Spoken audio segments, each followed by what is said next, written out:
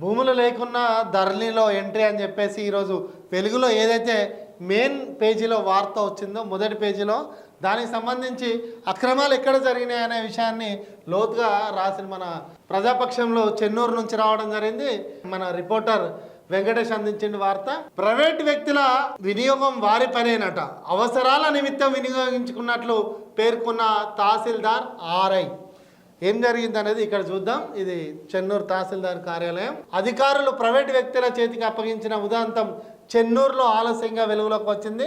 జీతాలు తీసుకుంటున్నటువంటి ఒక మండల ఉన్నత అధికారి బాధ్యతలు అంటే ఆ కార్యాలయంలో తీసుకున్న జీతానికి పని చేయడం భారంగా మారి ఆయన పనిని తగ్గించుకోవడానికి ప్రైవేటు వ్యక్తుల్ని కార్యాలయంలో పెట్టుకొని కొంత జీతం ఇస్తూ వారితో పనులు చేస్తూ ఉన్నారు.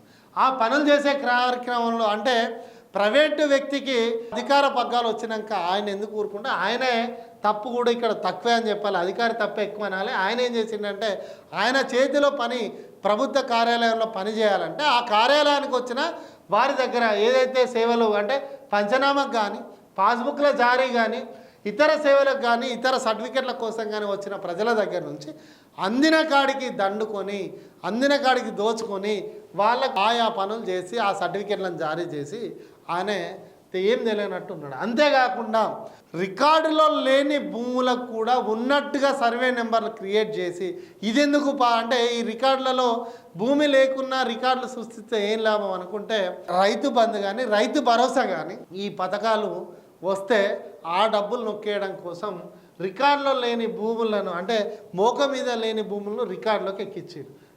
ఇక్కడ ఈ జరిగిన తప్పిదమే అక్కడ భూమి లెక్కలకు తేడా వస్తూ ఉన్నది. రెండోది బినామీ పేరున భూములు అధికారుల అలసత్వాన్ని ఆసరాగా చేసుకుని చెన్నూరు పట్టణానికి చెందిన ఓ వ్యక్తితో పాటు పొన్నారం సోమనపల్లి గ్రామాలకు చెందిన వ్యక్తులు చేతులు కలిపి రికార్డుల్లో భారీ అక్రమాలకు తెరలిపినట్లు ఆరోపణలు ఉన్నాయి. చెన్నూరు పొన్నారం సోమనపల్లి గ్రామంలోని పలు ప్రభుత్వ భూములను వారి కుటుంబ సభ్యుల పేరులో ఉన్నట్లుగా రికార్డులో చేర్చడమే కాక రికార్డులలో లేని పలు సర్వే నెంబర్లను సృష్టించి ప్రభుత్వం నుంచి వచ్చే పథకాలను అనుభవిస్తున్నట్లుగా ఆధారాలు వెలుగులోకి వచ్చాయి.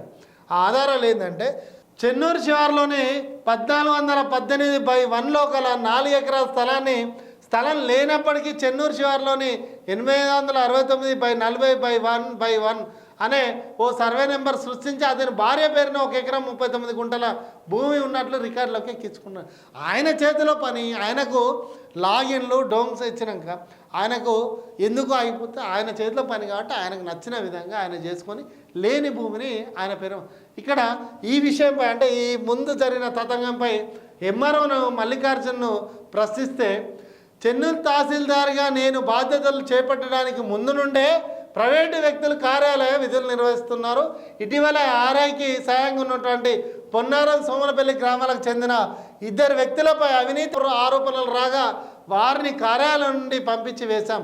రికార్డు రూమ్లో బాధ్యతలు నిర్వహిస్తున్న వ్యక్తిపై కూడా ఆరోపణలు మా దృష్టికి వచ్చాయి. అతన్ని కూడా కొద్ది రోజుల్లో కార్యాలయం నుండి ఇప్పటికి కూడా ఈయన ఇచ్చే సమాధానం సిగ్గుపడాలి. ఆయన సిగ్గుపడాలి. ఇంత జరిగింది, ఇట్లా ఉన్నది, ఇది ఈ సర్వే నెంబర్లు ఇక్కడ లేని భూమిని ఎక్కించుకున్నాడు.